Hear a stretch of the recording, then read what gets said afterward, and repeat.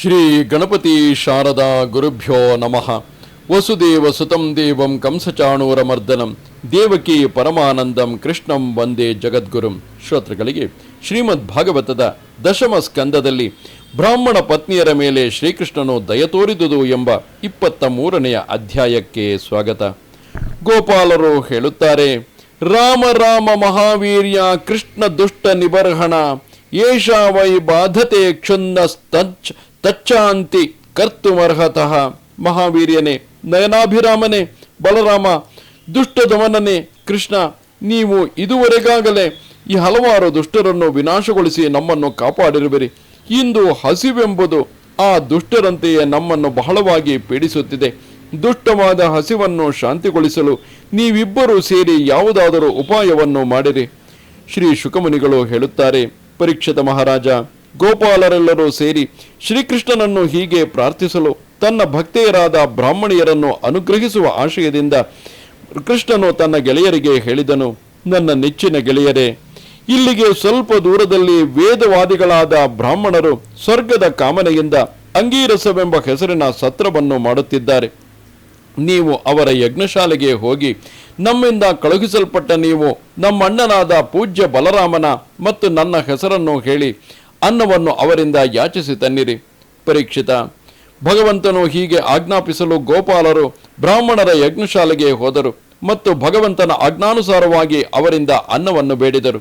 ಅವರು ಮೊದಲು ಬ್ರಾಹ್ಮಣರಿಗೆ ದೀರ್ಘದಂಡ ನಮಸ್ಕಾರ ಮಾಡಿ ಬಳಿಕ ಕೈಗಳೆರಡನ್ನು ಜೋಡಿಸಿಕೊಂಡು ಬ್ರಾಹ್ಮಣರಿಗೆ ಹೇಳಿದರು, ಭೂದೇವತೆಗಳೇ, ನಿಮಗೆ ಮಂಗಳವಾಗಲಿ.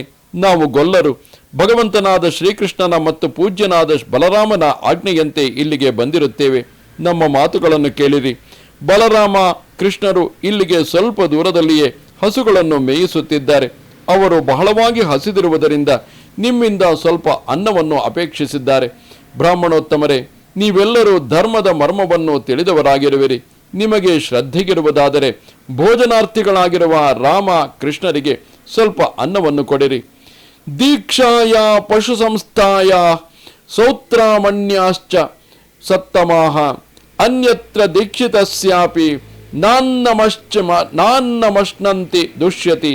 ಬ್ರಾಹ್ಮಣ ಶ್ರೇಷ್ಠರೇ, ಯಜ್ಞ ದೀಕ್ಷೆಯನ್ನು ವಹಿಸಿದ ನಂತರ ವಪ ಹೋಮವಾಗುವವರೆಗೂ ಯಜ್ಞಿಷ್ಠೋಮ ಯಾಗದಲ್ಲಿಯೂ ಸೌತ್ರಾಮಣಿ ಯಾಗದಲ್ಲಿಯೂ ದೀಕ್ಷಿತ ಅನ್ನವು ನಿಷಿದ್ಧವೇ ಹೊರತು ಸೌತ್ರಾಮಣಿಯನ್ನು ಬಿಟ್ಟು ಇತರ ಯಜ್ಞಗಳಲ್ಲಿಯೂ ವಪ ಹೋಮವಾದ ಬಳಿಕ ಅಗ್ನಿಷ್ಠೋಮದಲ್ಲಿಯೂ ದೀಕ್ಷಿತ ಅನ್ನವು ನಿಷಿದ್ಧವಲ್ಲ. ಆದುದರಿಂದ ಅಂಗೀರಸ ಸತ್ರದಲ್ಲಿನ ದೀಕ್ಷಿತ ಅನ್ನವು ಭೋಜನಕ್ಕೆ ನಿಷಿದ್ಧವಲ್ಲ. ಪರೀಕ್ಷಿತನೇ, ಹೀಗೆ ಭಗವಂತನೇ ಅನ್ನಕ್ಕಾಗಿ ಪ್ರಾರ್ಥಿಸಿ ಗೋಪಾಲಕರನ್ನು ಕಳುಹಿಸಿದ್ದರು ಬ್ರಾಹ್ಮಣರು ಅವರ ಮಾತಿಗೆ ಲಕ್ಷ್ಯವನ್ನೇ ಕೊಡಲಿಲ್ಲ. ಸ್ವರ್ಗವೇ ಮೊದಲಾದ ತುಚ್ಛ ಫಲಗಳಿಗಾಗಿ ಶ್ರಮಸಾಧ್ಯವಾದ ಯಜ್ಞ ಕಾರ್ಯಗಳನ್ನು ಮಾಡುತ್ತಿದ್ದ ಅವರು ಮೂರ್ಖರಾದರೂ ಮಹಾಪಂಡಿತರೆಂದು ಜ್ಞಾನವೃದ್ಧರೆಂದು ತಮ್ಮನ್ನು ಭಾವಿಸಿಕೊಂಡು ಬಿಟ್ಟಿದ್ದರು. ಪರೀಕ್ಷಿತ, ಯಜ್ಞಕ್ಕೆ ಸಾಮಗ್ರಿಗಳೆನಿಸಿದ ದೇಶ, ಕಾಲ, ಆಜ್ಯ, ಚರು, ಪುರೋಡಾಶಾದಿ ದ್ರವ್ಯಗಳು, ಮಂತ್ರ, ತಂತ್ರ, ಋತ್ವಿಜರು, ಗಾರ್ಹಪತ್ಯ, ಆಹ್ವನೀಯ, ದಕ್ಷಿಣಾಗ್ನಿಗಳೆಂಬ ಅಗ್ನಿಗಳು, ಇಂದ್ರಾದಿ ದೇವತೆಗಳು, ಯಜಮಾನ, ಕ್ರತು, ಧರ್ಮ ಇವೆಲ್ಲವೂ ಕೃಷ್ಣಮಯವೇ ಆಗಿವೆ. ಅಂತಹ ಇಂದ್ರಿಯಾತೀತನಾದ ಪರಬ್ರಹ್ಮ ಪರಮಾತ್ಮನಾದ ಸಾಕ್ಷಾತ್ತಾಗಿಯೇ ಬಂದು ಬೇಡಿದ ಕೃಷ್ಣನನ್ನು ಬುದ್ಧಿಗೆಟ್ಟಿದ್ದ ಮರಣ ಧರ್ಮವುಳ್ಳ ಆ ಬ್ರಾಹ್ಮಣರು ಮನುಷ್ಯ ಮಾತ್ರದವನೆಂದು ಭಾವಿಸಿಬಿಟ್ಟರು. ಇಷ್ಟು ಮಾತ್ರವಲ್ಲ, ದೀರ್ಘದಂಡ ನಮಸ್ಕಾರ ಮಾಡಿ ಕೈಮುಗಿದು ಬೇಡಿಕೊಂಡ ಗೋಪಾಲಕರಿಗೆ ಓಂ ಎಂದರೆ ಆಗಲಿ ಎಂಬ ಉತ್ತರವನ್ನಾಗಲಿ, ನ ಎಂದರೆ ಇಲ್ಲ ಎಂಬ ಉತ್ತರವನ್ನಾಗಲಿ ಕೊಡಲಿಲ್ಲ. ಅವರ ಮಾತಿಗೂ ತಮಗೂ ಸಂಬಂಧವೇ ಇಲ್ಲವೋ ಎಂಬಂತೆ ಅಷ್ಟು ಒರಟಾಗಿ ಅವರು ವರ್ತಿಸಿಬಿಟ್ಟರು. ಇದರಿಂದ ಗೋಪಾಲಕರಿಗೆ ಸಹಜವಾಗಿಯೇ ಅತಿ ನಿರಾಶೆಯಾಯಿತು. ಹಿಂದಿರುಗಿ ಬಂದು ರಾಮ ಕೃಷ್ಣರಿಗೆ ವರದಿಯನ್ನು ಒಪ್ಪಿಸಿಬಿಟ್ಟರು. ಸಮಸ್ತ ಜಗತ್ತಿಗೂ ಸ್ವಾಮಿಯಾದ ಶ್ರೀಕೃಷ್ಣನು ಅವರ ಮಾತುಗಳನ್ನು ಕೇಳಿ ನಕ್ಕು ಬಿಟ್ಟನು. ಪುನಃ ಗೋಪರನ್ನು ಲೌಕಿಕವಾದ ರೀತಿಯಲ್ಲಿ ಸಮಾಧಾನಗೊಳಿಸುತ್ತಾ ಹೇಳಿದನು, ಗೆಳೆಯರೇ, ಪ್ರಪಂಚದಲ್ಲಿ ಆಶೆಯ ಹಿಂದೆ ನಿರಾಶೆ ಎಂಬುದು ಬರುತ್ತಲೇ ಇರುತ್ತದೆ. ನಮ್ಮ ಪ್ರಯತ್ನಗಳೆಲ್ಲವೂ ಸಫಲವಾಗಿ ಬಿಡುವುದಿಲ್ಲ. ಆದರೂ ನಾವು ನಿರಾಶರಾಗಬಾರದು. ಪುನಃ ಪುನಃ ಫಲವು ಸಿಕ್ಕುವವರೆಗೂ ಪ್ರಯತ್ನಿಸುತ್ತಲೇ ಇರಬೇಕು. ಆದುದರಿಂದ ನೀವು ನಿರಾಶರಾಗದೆ ಈಗ ಅವರ ಪತ್ನಿಯರ ಬಳಿಗೆ ಹೋಗಿರಿ. ನಾವಿಬ್ಬರು ಇಲ್ಲಿಗೆ ಬಂದಿರುವ ಸಮಾಚಾರವನ್ನು ಅವರಿಗೆ ಹೇಳಿರಿ. ಅವರು ನಿಮಗೆ ಬೇಕಾದಷ್ಟು ಅನ್ನವನ್ನು ನೀಡುತ್ತಾರೆ. ಅವರು ನನ್ನನ್ನು ಬಹಳವಾಗಿ ಪ್ರೀತಿಸುತ್ತಾರೆ. ಆದುದರಿಂದ ನೀವು ಈಗಲೇ ಬ್ರಾಹ್ಮಣ ಪತ್ನಿಯರ ಬಳಿಗೆ ಹೋಗಿರಿ. ಪರೀಕ್ಷಿತ, ಶ್ರೀಕೃಷ್ಣನ ಆಜ್ಞೆಯಂತೆ ಗೋಪಾಲರು ಪತ್ನಿ ಶಾಲೆಗೆ ಹೋದರು. ಅಲ್ಲಿ ಬ್ರಾಹ್ಮಣ ಪತ್ನಿಯರು ಸುಂದರವಾದ ವಸ್ತ್ರಗಳನ್ನುಟ್ಟು ಸರ್ವಾಲಂಕಾರ ಭೂಷಿತೆಯರಾಗಿ ಕುಳಿತಿರುವುದನ್ನು ಅವರು ನೋಡಿದರು. ಒಡನೆಯೇ ಅವರು ದ್ವಿಜ ಪತ್ನಿಯರಿಗೆ ನಮಸ್ಕರಿಸಿ ವಿನೀತರಾಗಿ ಈ ಮಾತನ್ನು ಹೇಳಿದರು. ಬ್ರಾಹ್ಮಣ ಪತ್ನಿಯರಾದ ನಿಮಗೆ ನಾವೆಲ್ಲರೂ ನಮಸ್ಕರಿಸುತ್ತೇವೆ. ನೀವು ದಯಮಾಡಿ ನಮ್ಮ ಈ ಮಾತನ್ನು ಕೇಳಿರಿ. ಇಲ್ಲಿಗೆ ಸ್ವಲ್ಪ ದೂರದಲ್ಲಿಯೇ ನಮ್ಮ ಸ್ವಾಮಿಯಾದ ಶ್ರೀಕೃಷ್ಣನಿದ್ದಾನೆ. ಅವನೇ ನಮ್ಮನ್ನು ನಿಮ್ಮಲ್ಲಿಗೆ ಕಳುಹಿಸಿರುತ್ತಾನೆ. ಶ್ರೀಕೃಷ್ಣನು ಬಲರಾಮನೊಡನೆಯೂ ನಮ್ಮೊಡನೆಯೂ ಕೂಡಿಕೊಂಡು ಹಸುಗಳನ್ನು ಮೇಯಿಸುತ್ತಾ ಗೋಕುಲದಿಂದ ಬಹಳ ದೂರಕ್ಕೆ ಬಂದು ಬಿಟ್ಟಿದ್ದಾನೆ. ಈ ಸಮಯದಲ್ಲಿ ಅವನಿಗೂ ಹಸಿವಾಗಿದೆ. ಈಗ ನೀವು ನಮ್ಮೆಲ್ಲರಿಗೂ ದಯೆ ಇಟ್ಟು ಭೋಜನವನ್ನು ಮಾಡಿಸಿರಿ. ಪರೀಕ್ಷಿತ, ಆ ಬ್ರಾಹ್ಮಣ ಪತ್ನಿಯರು ಬಹಳ ದಿನಗಳಿಂದಲೂ ಶ್ರೀಕೃಷ್ಣನ ಮನೋಹರವಾದ ಲೀಲಾ ಪ್ರಸಂಗಗಳನ್ನು ಕೇಳುತ್ತಲೇ ಇದ್ದರು. ಅವರ ಮನಸ್ಸೆಲ್ಲವೂ ಶ್ರೀಕೃಷ್ಣನಲ್ಲಿಯೇ ಲೀನವಾಗಿ ಬಿಟ್ಟಿದ್ದಿತು. ಶ್ರೀಕೃಷ್ಣನನ್ನು ಸಂದರ್ಶಿಸಬೇಕೆಂದು ಅವರು ಸದಾ ಕಾಲದಲ್ಲಿಯೂ ತವಕಿಸುತ್ತಿದ್ದರು. ಅಚ್ಯುತನು ತಮ್ಮ ಸಮೀಪಕ್ಕೆ ಬಂದಿರುವನೆಂಬ ಸಮಾಚಾರವು ತಿಳಿದೊಡನೆಯೇ ಅವರಿಗೆ ಸಂಭ್ರಮವೂ ಸಂಭ್ರಮ. ಒಡನೆಯೇ ದ್ವಿಜಪತ್ನಿಯರು ಪರಿಶುದ್ಧವಾದ ಪಾತ್ರೆಗಳಲ್ಲಿ ರುಚಿಕರವಾದ, ಹಿತಕರವಾದ ಮತ್ತು ಶುಚಿಯಾದ ಭಕ್ಷ್ಯ, ಭೋಜ್ಯ, ಲೇಹ್ಯ, ಚೋಷ್ಯಗಳೆಂಬ 4 ವಿಧವಾದ ಭೋಜನ ಪದಾರ್ಥಗಳನ್ನು ತೆಗೆದುಕೊಂಡು ನದಿಗಳು ಪತಿಯಾದ ಸಮುದ್ರರಾಜನ ಬಳಿಗೆ ಸರಸರನೆ ಹರಿದು ಹೋಗುವಂತೆ ಪರಮ ಪ್ರಿಯನಾದ ಶ್ರೀಕೃಷ್ಣನನ್ನು ಕಾಣಲು ತವಕದಿಂದ ಹೊರಟೇ ಬಿಟ್ಟರು. ಅವರು ಹಾಗೆ ಅವಸರದಿಂದ ಹೊರಟುದುದನ್ನು ಕಂಡು ಅವರ ಗಂಡಂದಿರು, ಸಹೋದರರು, ಬಂಧುಗಳು ಮತ್ತು ಮಕ್ಕಳು ಅವರನ್ನು ತಡೆಯಲು ಹೋದರು. ಶ್ರೀಕೃಷ್ಣನಲ್ಲಿಯೇ ನೆಟ್ಟ ಮನಸ್ಸುಳ್ಳ ಅವರನ್ನು ಯಾರಿಂದಲೂ ತಡೆಯಲು ಸಾಧ್ಯವಾಗಲಿಲ್ಲ.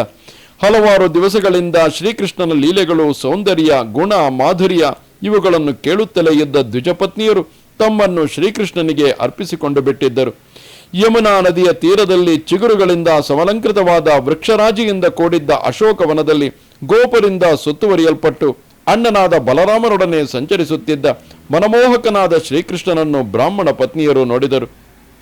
ಆ ಸಮಯದಲ್ಲಿ ಮೇಘಶ್ಯಾಮಲನಾದ ಶ್ರೀಕೃಷ್ಣನು ಪೀತಾಂಬರವನ್ನುಟ್ಟಿದ್ದನು. ಅವನ ಕತ್ತಿನಲ್ಲಿ ವನಮಾಲೆಯು ವಿರಾಜಿಸುತ್ತಿದ್ದಿತು. ತಲೆಯಲ್ಲಿ ನವಿಲು ಗರಿಯ ಕಿರೀಟವಿದ್ದಿತು. ಮಣಿಶಿಲೆಗೆ ಮೊದಲಾದ ಧಾತುಗಳಿಂದ ಶರೀರದಲ್ಲಿ ಚಿತ್ರಿಸಿಕೊಂಡು ಚಿಗುರೆಲೆಗಳ ಗುಚ್ಛದಿಂದ ಶರೀರವನ್ನು ಸಿಂಗರಿಸಿಕೊಂಡು ನಾಟಕದಲ್ಲಿ ನಟಿಸಲು ಹೊರಟಿರುವ ನಟನಂತೆಯೇ ಆತನು ಕಾಣುತ್ತಿದ್ದನು. ತನ್ನ ಒಂದು ಕೈಯನ್ನು ಗೋಪಬಾಲಕನ ಹೆಗಲ ಮೇಲಿಟ್ಟಿದ್ದನು. ಮತ್ತೊಂದು ಕೈಯಿಂದ ಕಮಲ ಪುಷ್ಪದ ದಂಟನ್ನು ಹಿಡಿದು ಅದನ್ನು ಗರಗರನೆ ತಿರುಗಿಸುತ್ತಿದ್ದನು. ಕಿವಿಗಳಲ್ಲಿ ಕಮಲಗಳೇ ಕುಂಡಲಗಳಾಗಿ ಧರಿಸಲ್ಪಟ್ಟಿದ್ದವು. ಆತನ ಕೆನ್ನೆಗಳ ಮೇಲೆ ಮುಂಗುರುಳುಗಳು ನಲಿದಾಡುತ್ತಿದ್ದವು. ಕಮಲ ಸದೃಶವಾದ ಮುದ್ದು ಮುಖದಿಂದ ಚೇತೋಹಾರಿಯಾದ ಮಂದಹಾಸವನ್ನು ಬೀರುತ್ತಿದ್ದನು.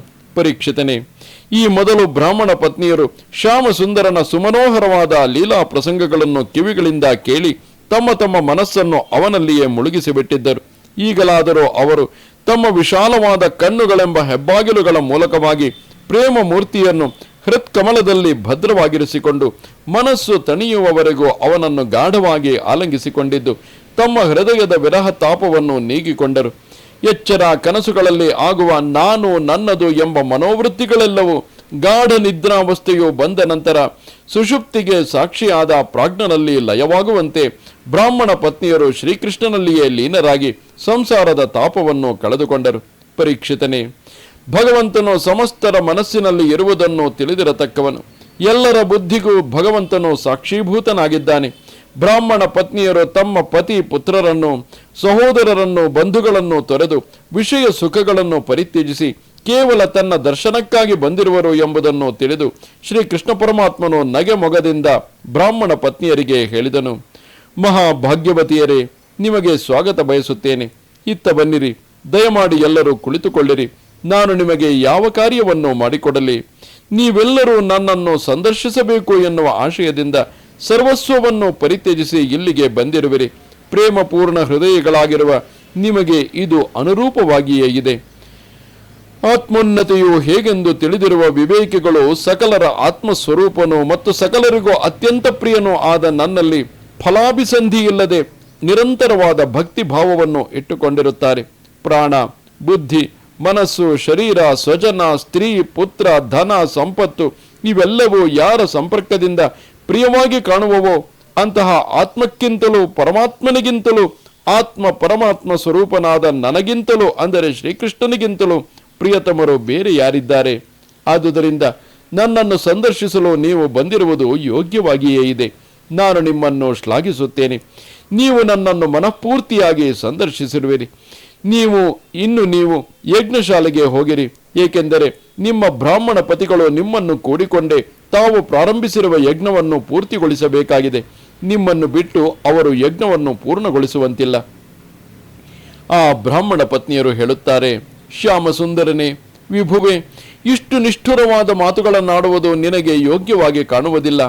ಭಗವಂತನನ್ನು ಕಂಡುಕೊಂಡವನು ಪುನಃ ಸಂಸಾರಕ್ಕೆ ಹಿಂದಿರುಗುವುದಿಲ್ಲವೆಂದು ಶ್ರುತಿಗಳು ಸಾರುತ್ತವೆ. ಆ ನಿನ್ನ ಶ್ರುತಿವಾಕ್ಯವನ್ನು ಸತ್ಯವನ್ನಾಗಿ ಮಾಡು. ನಿನ್ನ ಪಾದಗಳನ್ನು ಶಿರಸ್ಸಿನಲ್ಲಿ ಧರಿಸಬೇಕೆಂಬ ಆಶಯದಿಂದ ನಿನ್ನ ಪಾದ ಕಮಲಗಳನ್ನು ಅಲಂಕರಿಸಿರುವ ತುಳಸಿ ಮಾಲೆಯನ್ನು ನಮ್ಮ ಶಿರಸ್ಸಿನಲ್ಲಿ ಧರಿಸಬೇಕೆಂಬ ಆಶಯದಿಂದ ನಿನ್ನ ಪಾದಮೂಲವನ್ನೇ ಪರಮಾಶ್ರಯವನ್ನಾಗಿ ಮಾಡಿಕೊಂಡು ಪತಿ, ಪುತ್ರ, ಸಹೋದರರ, ಜ್ಞಾತಿಗಳ ಮಾತುಗಳನ್ನು ಮೀರಿ ಇಲ್ಲಿಗೆ ಬಂದಿರುತ್ತೇವೆ. ಸ್ವಾಮಿಯೇ, ಈಗ ನಾವು ಹಿಂದಿರುಗಿ ಹೋದರೆ ನಮ್ಮ ಪತಿ ಪುತ್ರರಾಗಲಿ, ತಾಯಿ ತಂದೆಗಳಾಗಲಿ, ಸಹೋದರ ಸಹೋದರಿಯರಾಗಲಿ, ಸ್ವಜನ ಸಂಬಂಧಿಗಳಾಗಲಿ, ಜ್ಞಾತಿಗಳಾಗಲಿ ನಮ್ಮನ್ನು ಹತ್ತಿರಕ್ಕೂ ಸೇರಿಸುವುದಿಲ್ಲ. ಬಂಧುಗಳೇ ಹೀಗಾದ ಮೇಲೆ ಬೇರೆಯವರ ವಿಷಯದಲ್ಲಿ ಹೇಳುವುದೇನಿದೆ? ನಮಗೆ ಬೇರೆಲ್ಲೂ ಆಶ್ರಯ ಸಿಕ್ಕದೆಂಬುದು ನಿಶ್ಚಯ. ಆದುದರಿಂದ ನಿನ್ನ ಚರಣಾರವಿಂದಗಳಲ್ಲಿ ಅನನ್ಯ ಗತಿಕರಾಗಿ ಬಿದ್ದು ಬಿಟ್ಟಿದ್ದೇವೆ.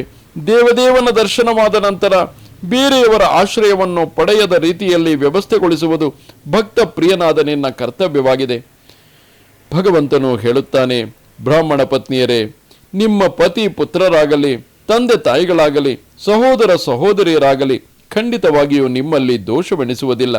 ಕೇವಲ ಅವರು ಮಾತ್ರವಲ್ಲ, ಪ್ರಪಂಚವೇ ನಿಮ್ಮನ್ನು ಸಮ್ಮಾನಿಸುತ್ತದೆ. ಅದಕ್ಕೆ ಕಾರಣವಿಷ್ಟೇ, ಈಗ ನೀವು ನನ್ನವರಾಗಿ ಬಿಟ್ಟಿರುವಿರಿ. ದೇವತೆಗಳು ನನ್ನ ಈ ಮಾತನ್ನು ಅನುಮೋದಿಸುತ್ತಿದ್ದಾರೆ. ದೇವಿಯರೇ, ಈ ಪ್ರಪಂಚದಲ್ಲಿ ಮನುಷ್ಯರಲ್ಲಿ ಪರಸ್ಪರವಾದ ಪ್ರೀತಿ ಅನುರಾಗಗಳಿಗೆ ಕೇವಲ ಅಂಗಸಂಗವೇ ಕಾರಣವಾಗುವುದಿಲ್ಲ. ಆದುದರಿಂದ ನನ್ನ ಮಾತಿನಂತೆ ನೀವು ಈಗಲೇ ಯಜ್ಞಶಾಲೆಗೆ ಹೋಗಿರಿ. ಎಲ್ಲೇ ಇದ್ದರೂ ನಿಮ್ಮ ಮನಸ್ಸನ್ನು ಮಾತ್ರ ನನ್ನಲ್ಲಿಯೇ ನೆಲೆಗೊಳಿಸಿರಿ. ಹೀಗೆ ಮಾಡುವುದರಿಂದ ಬಹಳ ಶೀಘ್ರವಾಗಿಯೇ ನನ್ನನ್ನು ಸೇರುವಿರಿ. ಶ್ರೀ ಶುಕಮುನಿಗಳು ಹೇಳುತ್ತಾರೆ, ಪರೀಕ್ಷಿತನೇ, ಭಗವಂತನು ಹೀಗೆ ಹೇಳಲು ಭಗವದ್ಭಕ್ತಿಯರಾಗಿದ್ದ ಬ್ರಾಹ್ಮಣ ಪತ್ನಿಯರು ಸ್ವಾಮಿಯ ಆಜ್ಞೆಯಂತೆ ಯಜ್ಞಶಾಲೆಗೆ ಹಿಂದಿರುಗಿದರು. ಶ್ರೀಕೃಷ್ಣನು ಹೇಳಿದ್ದಂತೆ ಬ್ರಾಹ್ಮಣರು ತಮ್ಮ ಪತ್ನಿಯರಲ್ಲಿ ಯಾವ ವಿಧವಾದ ದೋಷವನ್ನು ಕಾಣಲಿಲ್ಲ. ಅವರೊಡನೆ ಸೇರಿಕೊಂಡು ಯಜ್ಞ ಕ್ರಿಯೆಯನ್ನು ಪೂರ್ಣಗೊಳಿಸಿದರು. ಮತ್ತೊಂದು ವಿಚಿತ್ರವೂ ನಡೆಯಿತು. ಮಹಾರಾಜ, ಬ್ರಾಹ್ಮಣರ ಪತ್ನಿಯಲ್ಲಿ ಒಬ್ಬಳಿಗೆ ಮಾತ್ರ ಶ್ರೀಕೃಷ್ಣನ ಬಳಿಗೆ ಹೋಗಲಾಗಲಿಲ್ಲ. ಅವಳ ಪತಿಯು ಅವಳನ್ನು ಬಲಾತ್ಕಾರವಾಗಿ ಹಿಡಿದಿಟ್ಟಿದ್ದನು.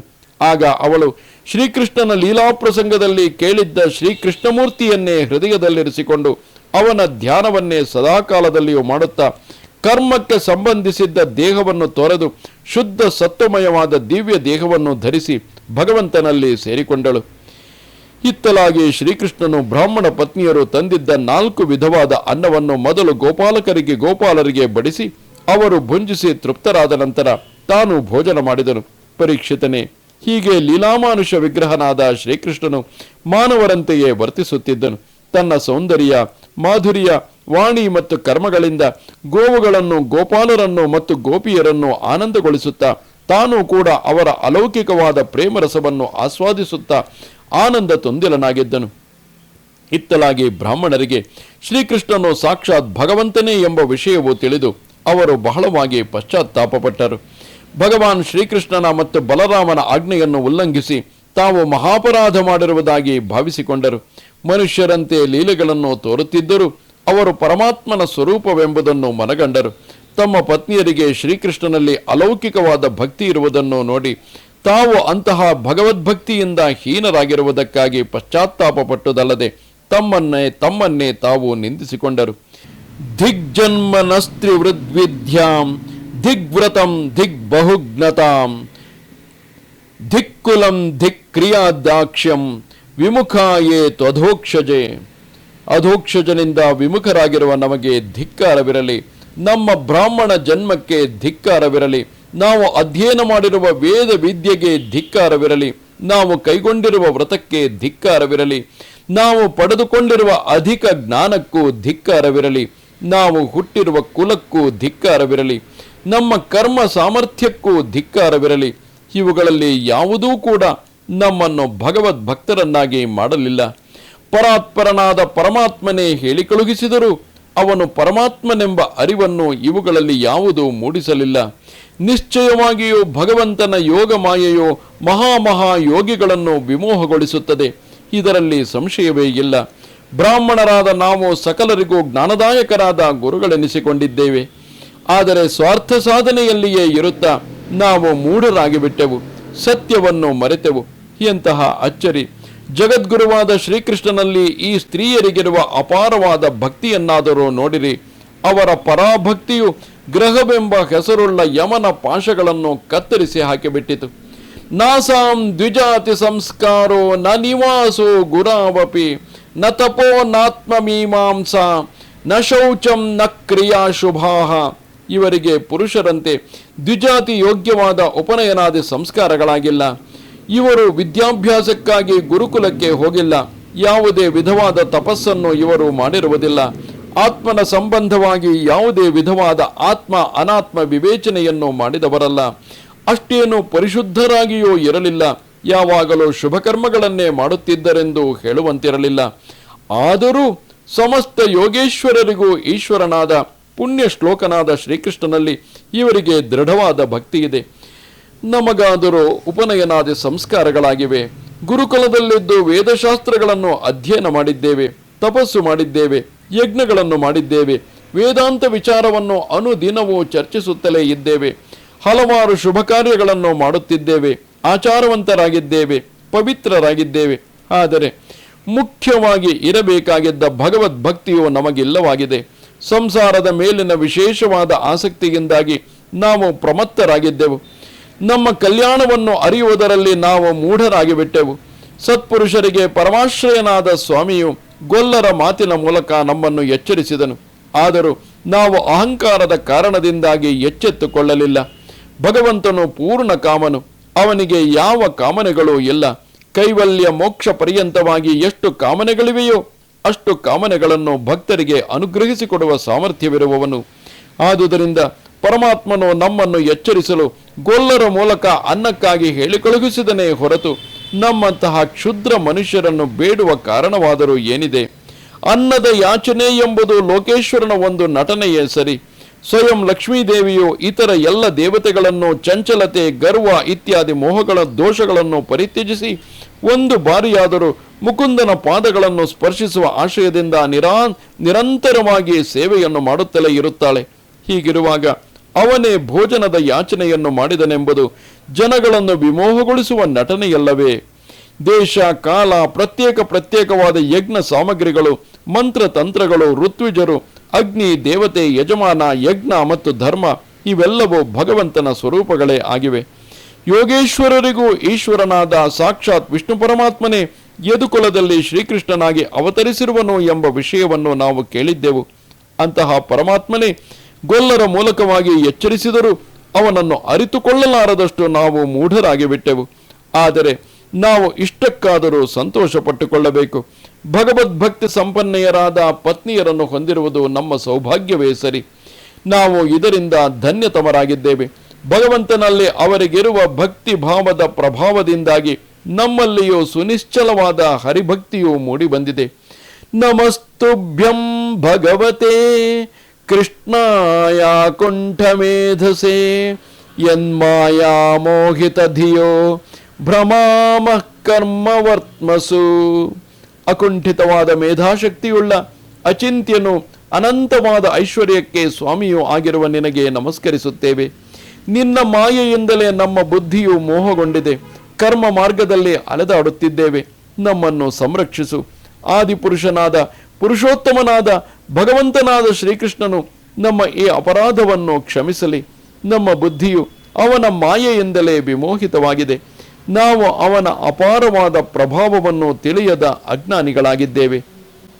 ಪರೀಕ್ಷಿತ ಮಹಾರಾಜ, ಮೊದಲು ಆ ಬ್ರಾಹ್ಮಣರು ಶ್ರೀಕೃಷ್ಣನ ಮಾತನ್ನು ತಿರಸ್ಕರಿಸಿ ಬಿಟ್ಟರು. ತಾವು ಮಾಡಿದ ಅಪರಾಧವನ್ನು ಅರಿತುಕೊಂಡ ನಂತರ ಅವರಿಗೆ ಬಹಳ ಪಶ್ಚಾತ್ತಾಪ ಉಂಟಾಯಿತು. ಶ್ರೀಕೃಷ್ಣ ಬಲರಾಮರನ್ನು ನೋಡಬೇಕೆನ್ನುವ ಉತ್ಕಟವಾದ ಆಸೆಯು ಉಂಟಾಯಿತು.